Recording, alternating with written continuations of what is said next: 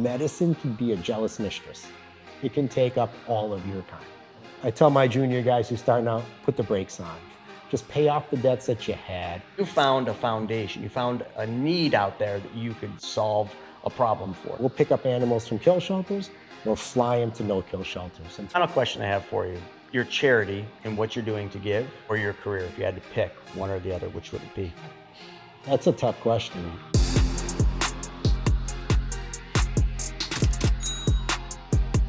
What's going on, everybody? Chris Naugle back with the Money School podcast. And on this podcast, we always talk about money, how you can take back control of your money while being your own bank. But today we're going to switch it up. Today we're going to talk about giving, the ultimate, which is giving. And my guest, Brian Rambaran, is the ultimate giver. You know, I meet a lot of very successful, wealthy people. They have planes, they have foundations, they have all these things. But the motivation normally for why they bought the plane, why they started their nonprofit foundation was because, well, I needed tax deductions. I bought the plane to get the bonus depreciation and the deduction. I started the foundation so I could put tax deductible dollars away.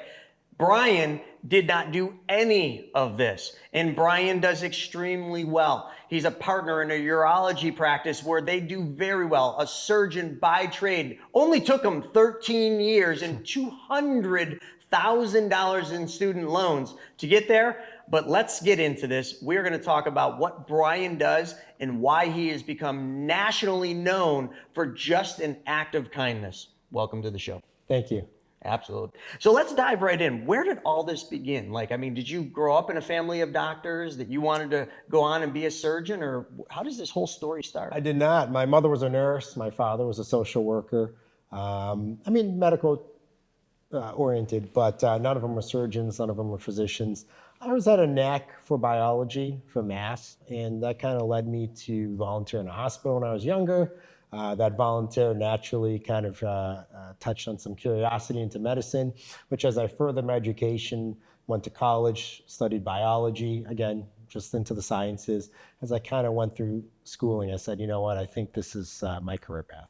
You know, it's interesting because I think back to when, like, my path, you know, I was an entrepreneur, but I started at 16, and college was literally just something not in my cards. You know, when I looked at college, I was like, all right, I need the education on these things, but I only want to take this, this, and this, and I don't want the rest. That's right. But you went into college because you knew what you wanted to be, okay? And, right, am I correct in saying that? Yeah. So biology, that's what you did. And you did roughly 4 years of that. Yeah. Yes. 4 years college degree, and then after college, you go to medical school for 4 years.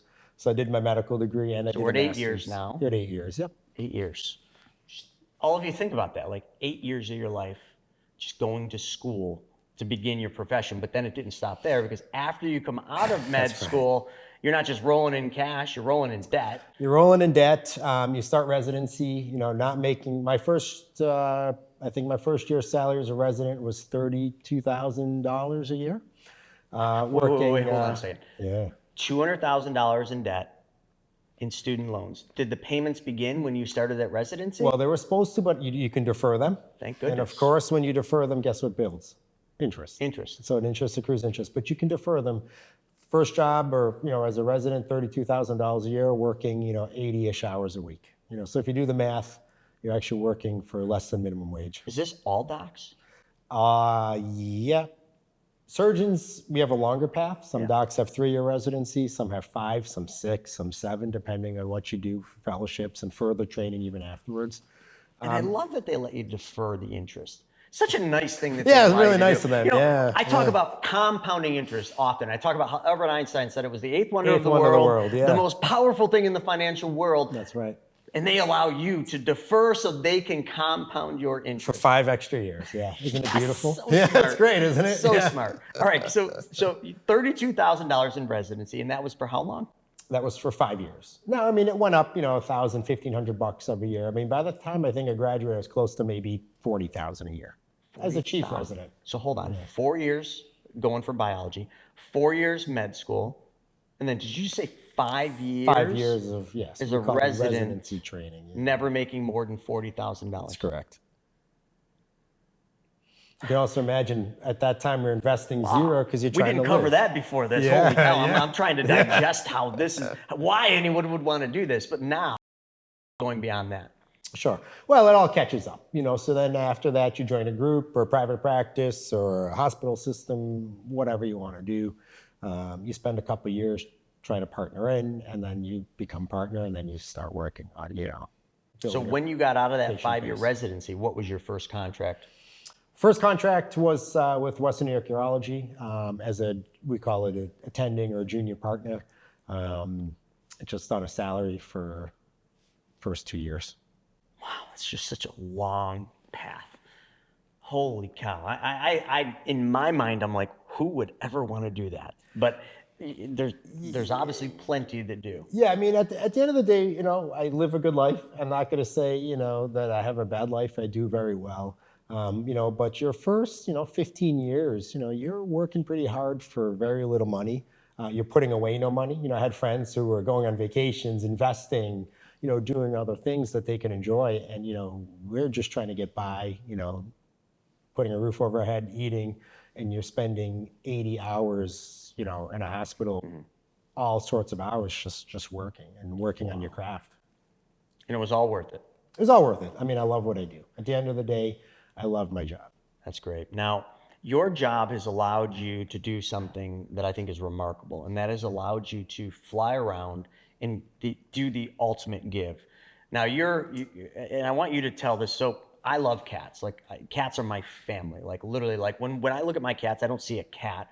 I see a family member. And I know the same is true for you for dogs. Yep. I just happen to like dogs. I love cats as well.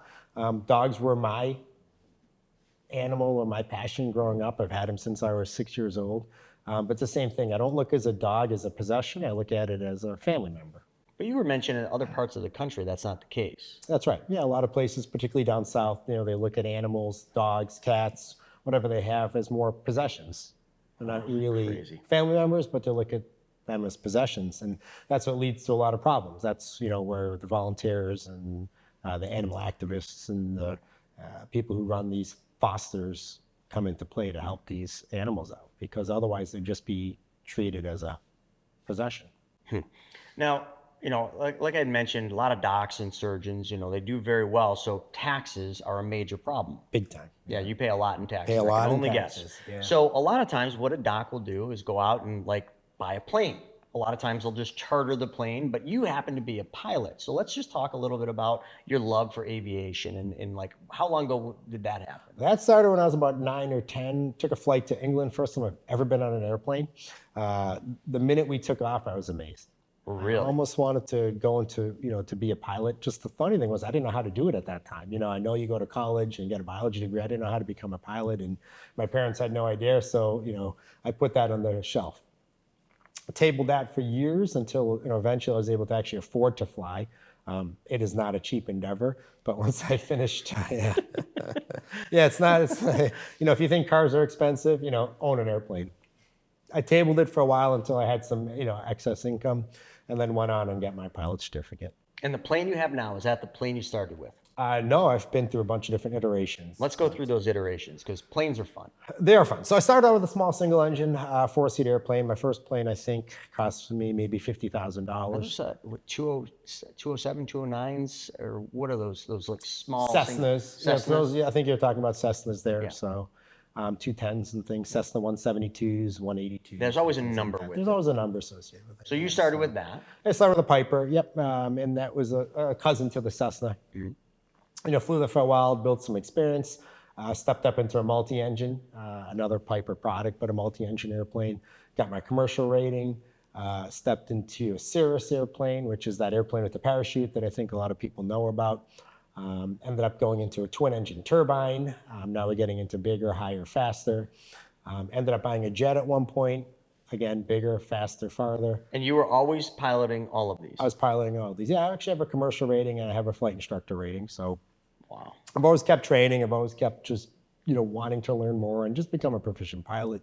And then I ended up getting rid of the jet and going back down to a 5-seat Cirrus. Which was it for the parachute? That's why you got rid of the jet? Yeah, there's a multitude of reasons. The funny thing is, as when my kids were younger, it was easier to travel. As they started to get older, between sports and everything else that they're doing, the weekends were tied up. So the jet was just sitting around. and it's an expensive paperweight at that Yeah, point in yeah, time. jets are not cheap. So that plane has allowed you to do something remarkable. Can we talk a little bit about what you've been doing? Now, folks, I want you to all know, I mean, we've already established, does very well, could use some tax deductions, but the plane was always about love and passion, not a tax deduction. Loves dogs and animals. So how do we bring all this together?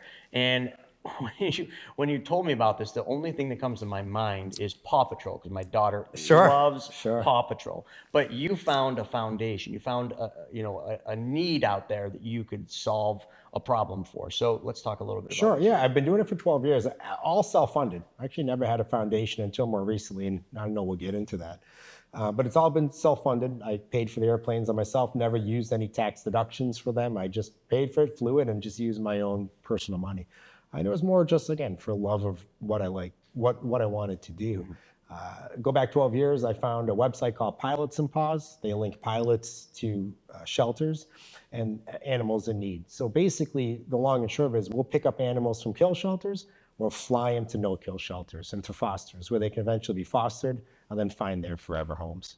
Wow, that's so awesome. So, I mean, we talk about kill shelters all the time. I don't even know how somebody could put down a healthy animal.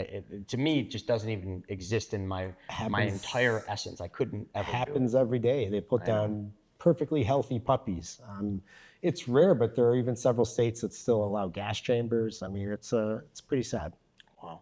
So you get an order, like a mission, as I think they call it, Correct. and you fly down, you pick up the animals, and then you bring them back to a non-kill shelter or a foster home. Correct. So what is the biggest thing my audience could do to help you? So the biggest thing, obviously, I mean, there's a lot of things you can do. Number one, donations. I mean, that's always acceptable. Well, hold on. Let's stop right there. Folks, donations. The ultimate in life is giving. So I'm going to ask all of you to donate. Okay. I'm going to donate when we're done with this podcast. My foundation will donate to his foundation. And I'd ask you do something. I don't care if it's $5, $10, give. Because if you give, you know the rest, you will get. But you can't expect to get. You got to just give. So how would they go about finding your foundation? I know you got an Instagram page. I do. Thank you, Chris. Yeah, my Instagram is brambaran. So it's my first initial, my last name, RAMBARAN. And then I just newly created it. I had a viral video that went maybe 6 or so months ago. And because of that, I started a foundation. People are asking how they can help me, how they can donate. You know, I didn't want to take people's money personally, so I ended up creating a 501c3, and that's called Rambaran Rescues. So it's my last name, but it's www.rambaran, RAMBARRAN, rescues.org. So folks, we're going to put that right in the bio here. So click that and just give whatever you feel in your heart. Save some animals, help the cause. But there was something unique. So this whole thing has a unique spin. And that's where I want to go. Sure. So there, in Buffalo here, there's an organization called Sweet Buffalo 716, or maybe it's 716 Sweet Buffalo. But there was a girl named Kim who just happened to be around when you were doing something, you were doing one of these missions. That's right. And Kim did like a 30-second video of you. Let me just have you explain what happened next. Yeah, I just come back from a rescue mission. I landed at Niagara Falls, and Nickel City Canine Rescues was who I was working with, and they had their volunteers, maybe five or six volunteers come through. And at that point, Kim from Sweet Buffalo came along. She kind of heard about the story, and she wanted to take some videos. Sweet Buffalo 716 does feel-good stories on Buffalo, whether it's around cancer patients and pediatric patients or volunteers helping animals. She came and made a video.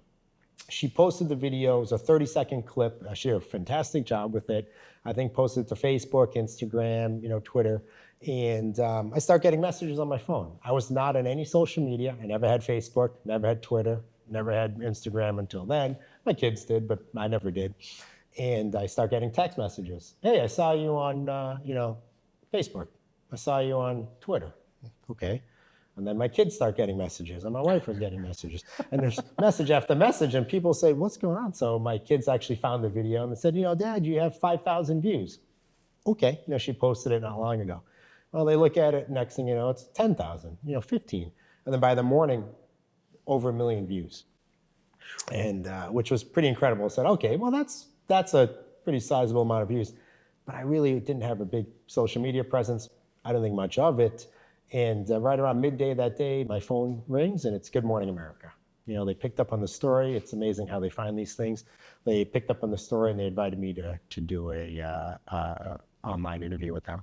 But that's not where it stops. So Good Morning America is a big deal, but then it went on to, I think, ABC. You give them all just real quick, rapid fire. ABC News with David Muir. So that was nightly news, and that was a pretty big one. That was it's world news. And you had an Instagram at this time now, right? I had just created. Actually, I had my daughter do it because I didn't know what I was doing. So my daughter created it for me. But I just started creating because people saying, "What's his?" You see all these messages. How do I find him? What's his act or all these different things? So I had my daughter create it, but I just created at that point in time. But I was on with Dave Muir from ABC News. There's some local Channel 7 here locally covered it. I was on with actually Dr. Phil and Dr. Phil. Dr. Phil, yeah, no big Dr. deal. Phil affiliate. Yeah, it's called Marriage Street Media, which is his company. So they covered it. Newsmax covered it, so I was on with them, and also Jennifer Hudson. So they actually flew me out to Hollywood. I was at the Warner Brothers Studios, and that was a pretty good experience too. Well, that sounds like one heck of a good experience. So now that you've become famous because of all these things, like how has that changed your life? What has it done? I mean, are you doing more rescues, more missions? Are you doing more TV show appearances? So, I mean, well, I'm on this podcast now because of it. I was telling Kim, if none of that ever happened, I wouldn't be here. I wouldn't have her. And, I'd still be doing what I was doing.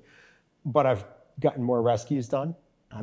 People have been finding me for rescues and even things that I'm not personally available to do. So there's some rescues out in California that I've helped arrange transport through Pilots and Paws and some other rescue organizations just to help get dogs in need out of, precarious situations. So I've been doing a lot more. I've been more active with it. I started the Red Barons Rescues to help foster dogs. So now not only can I use the money to, for flights to save the animals, but we can also use them for helping people who foster. A lot of people who foster, they do it out of the kindness of their heart. Absolutely. So they pay for the dogs. Oftentimes they'll buy the dogs beds. They'll buy them cages. They'll spend their own money to help these dogs. And when they finally find their forever homes, they'll give the person who takes the dog all of these things that the dog had. And they're doing it out of the kindness of their heart. So often, we have money to be able to give to fosterers, people who help out, babysitters, volunteers, just buying pet food, things for dogs, comfort things, toys and things like that. So. And I know when I first met you, I'd asked you about your foundation, but you hadn't had it set up, but it is now. Right. Like I said, we'll put the link in the bio up there.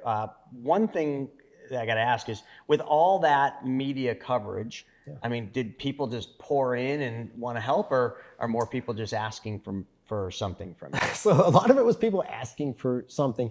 To be honest, at that time, when the media coverage came, I didn't have the 501c3 set up at that point in time. We're in the process of it, going through all the legalities, and you have a 501c3, so you know what you have to kind of go through and working with the federal government. So I wasn't really pushing it. And, to be honest, all this is new to me. So I was never really one to put my hand out and say, donate, donate, donate, in fact, when it all happened, I was actually sending a lot of people to send them to Nickel City Rescues, Buddy's Second Chance, White Whiskers, these are local ones. Or some people were saying, can I donate locally? I said, yeah, find a no-kill shelter locally and you can donate to them. Maybe one way you could do it, I've seen this done a lot, is, just say, help save a dog. $250 or whatever it is. Yes. You come up with a monetary donation and that saves the dog. And then, what you can do is on your social media where people find it, post a picture of the dog getting picked up and the dog getting dropped off. Yeah, it's a great idea. Your $250 saved this dog. Sure. Thank you, Chris, for the donation. This is what your contribution went to. Yeah. Because it means a lot more than just saying, hey, give $250 to now going, hey, $250 will save a dog's life. Like it just comes across totally different. Yeah. And then showing that dog actually living its best life is the greatest thing ever. Yeah, and that really is. There was actually a dog that was on Jennifer Hudson that they showed. His name was Moose, adopted locally here. Yeah, Moose, great dog, just adopted here. Jennifer Hudson just showed the pictures on her show of Moose and the family that adopted. And we just saw pictures of a 1-year anniversary with Moose. He's a year old, but they showed on their Facebook the family who adopted him. Great people. Him on a boat. He's got his little doggy vest on. Him going for car rides. This was a dog that if we didn't save him, he probably could have been euthanized. Perfectly happy, healthy dog. He would not be hurt. Now, with a name like Moose, to me, I think of one of two things. It's either a little Chihuahua or it's like this big bohemian No, he's dog. a big dog. Yeah, he's a big dog. Yeah. Right? Because sometimes the people with the little dogs have the big dog complex, so they're like, Zeus or this something. is Zeus, Yeah. this is Moose, and it's like a little tiny little 6 pound puffball. Chihuahua. Yeah. No, he's a big boy. Yeah, he's a big boy. So now, like, what is your plan? Like, what do you want to continue doing with this? Are you going to just keep saving, animals? Are you going to really kind of do more with this? Like, what's your future? I'd like to scale it up eventually. I'd like to be able to do more flights. Time is obviously of the essence with me. It's tough to run a busy surgical practice and then, be out flying. I end up doing a lot of it on the weekends, but it's at the behest of losing time with my children. With the children, right? Yeah, so that's kind of that balance. They're smart. They understand what I'm doing. They like to come along. They see what I'm doing, and they see the good that I'm doing. So even if you're busy, you can always still volunteer and help.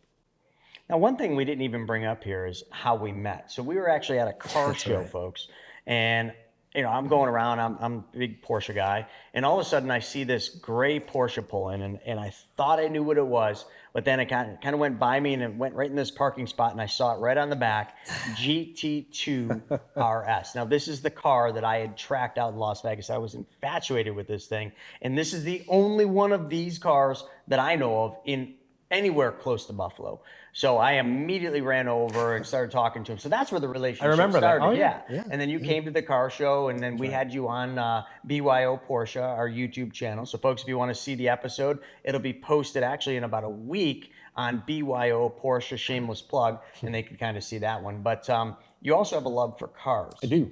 Yeah, and that car is not just any car. That is a rare bird. It's a rare bird. Yeah, you see a lot of GT3s. The GT2 is a GT3s, turbocharged version of it. It's a rare bird. But boy, what an experience to own one and drive one, as you probably know. Yeah, absolutely. Yeah, and if anyone wants to learn more about like how we got that car, because that's a car that like literally Justin Bieber would be #1 on the list. That's to get right. Something like that, but you beat them all out. And it's a Celebrities, unique yeah. story. So check that video out on BYO Porsche. But let's kind of go over more to the money side. So $200,000 was the cost to go to school for all those years. Deferred interest, so you're compounding working against you. Sure. And then all of a sudden, when you started paying it, that was when interest rates were low. I think you had mentioned to me offline, it was about a $1,300 payment. That's right. But for 30 years of your life. 30 years. Yeah, by the time I actually started to get into repayment, with interest, it was close to $250 almost. I mean, the loan was $247 or something. It was so nice of them to defer that loan. Right, they tack on another, 25% or something on top of it with interest. So it was nice of them to do that. But, fortunately at that point in time, after a few years, you're able to make double payments and just kind of, I was trying to really just kind of knock that debt down and just try to get as debt free as possible. But I mean, when I think about that, and I think of all the different professions, I mean, a lot of people will spend 4, 6, sometimes 8 years going to school to literally graduate and then all of a sudden go into the workforce and they're making $40,000 to $80,000. Sure. How does someone like that ever pay off their debt? It's difficult. I mean, you can see how they get stuck in that cycle of just paying, interest-only payments and barely touching the principal. They pay on those loans for 30, 40 years, and they die with this debt almost sometimes. It's just a sad thing. Now, I know you were fortunate, well, not so much fortunate, you worked hard to become a surgeon, so you had the means, but I often think about all the people that go to school to be professors or teachers or that. I mean, it's almost impossible for them to get ahead with the headwind that they come out of school. Sure. In fact, I was just talking to one of my nurses today, and she was showing me her interest rate on her loan, and which doesn't make sense. I told her to call, but she's saying she's being billed almost $500 a month just in interest-only payments. The loan was $30,000. So I don't see it. That didn't make sense to me. And she showed me a statement, and it said accrued interest. She said she's keeping up with it. So it depends on how long she deferred it. That's right. So all right, let's talk about a nurse. Like, how long does a nurse have to go to school? A nurse goes either 2 to 4 years. So you can get your LPN in 2 years. You can get your RN in 4 years. Okay. But still, that's 30 to 60,000, depending on where you go. Yeah, very easy. Wow, it's just a crazy world out there.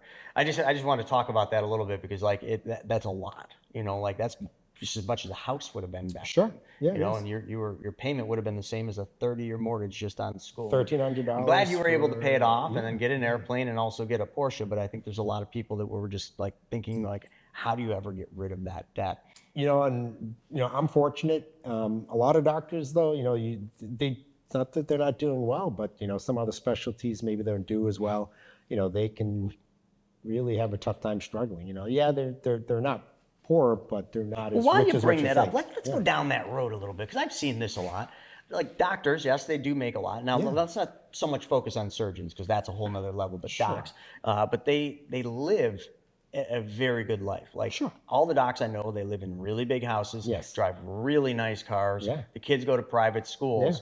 And then when I meet with them, I find out, not as I'm not throwing any of them under the bus, but it's just not as cash rich as what you think. The juice wasn't worth the squeeze, 8 years of school. So do you see that? You're right in the mix of it. I mean, how often do you see that?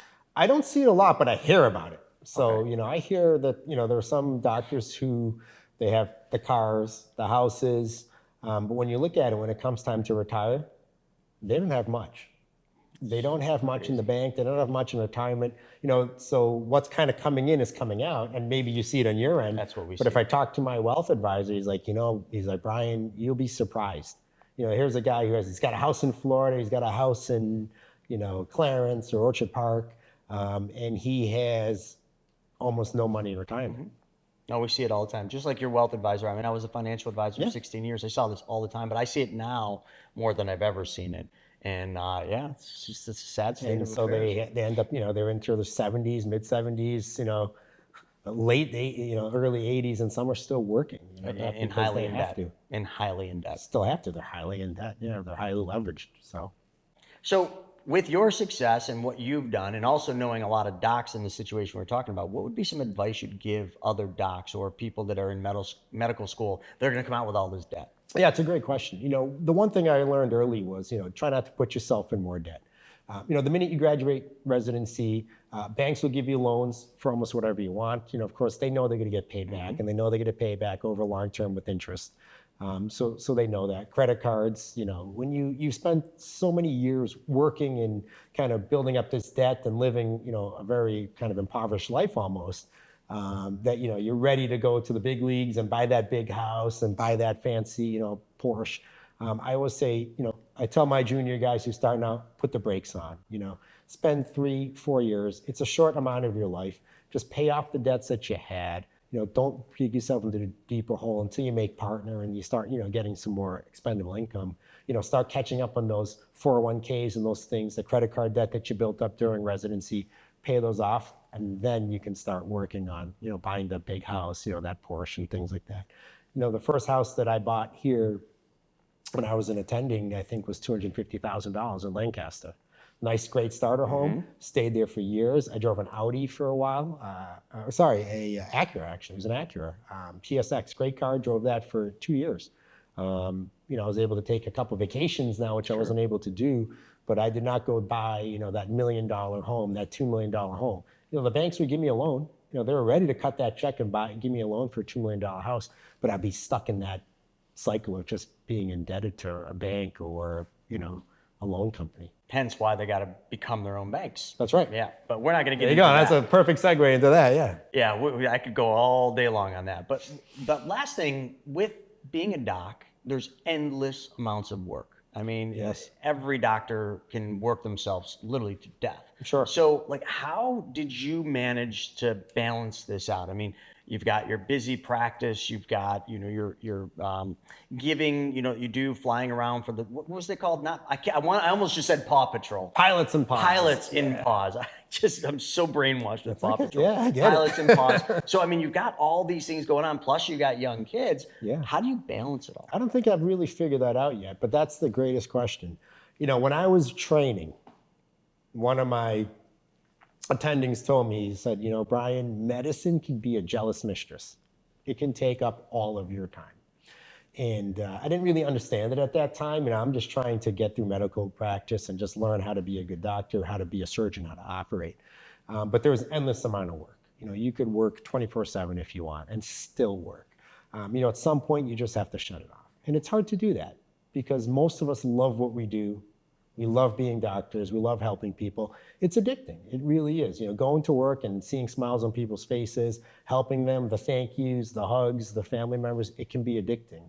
But at some point, you just have to shut it off. You have to shut it off, and then you have to start to prioritize, what's important in my life. And that's hard. A lot of physicians haven't figured that out. I think the divorce rate of surgeons is 200%.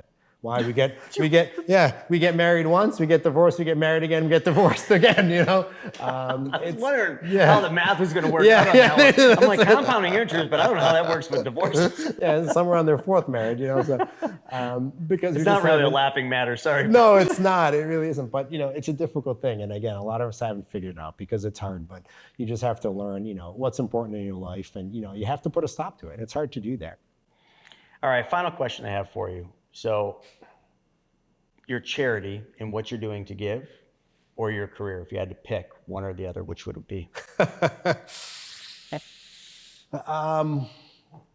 That's a tough question because I like them both, with immense passion. My charity is new to me, but I've been doing it for a dozen years. Me starting this charity, I've been doing it for a dozen years. Love it. I love doing it, helping the animals. It brings immense joy. On the flip side, I love medicine. I love taking care of the patients. Some of them I even consider friends. They'll text me. I've got a guy who flies in from, believe it or not, Vegas that still sees me as a patient. Wow. Because he believes in me that much. He had cancer. I cured him. He comes in to see me twice a year from Vegas. So, those are the kind of stories that, if I was to just completely leave medicine, that I would miss. But boy, I do love flying those animals around. So, Well, the good news is you don't have to decide because you could stay in medicine and that allows you to be able to go out there and do the pilots for Paws. Yeah, I'm lucky to be able to do both. Yeah, so that's the beauty. Well, with that being said, folks, like we talked about, if you are really feeling like you need to do something more, be something more, help Brian save more pets, give to the foundation, links in the bio, do something good because you know what? You'll be better for that. Brian, thank you so much for your time. Thanks for having me, Chris. Absolutely. All right, folks, thanks. That's another wrap of Money School Podcast. Today was about giving and about how you can really solve a much bigger problem. With that being said, we'll see you on the next episode.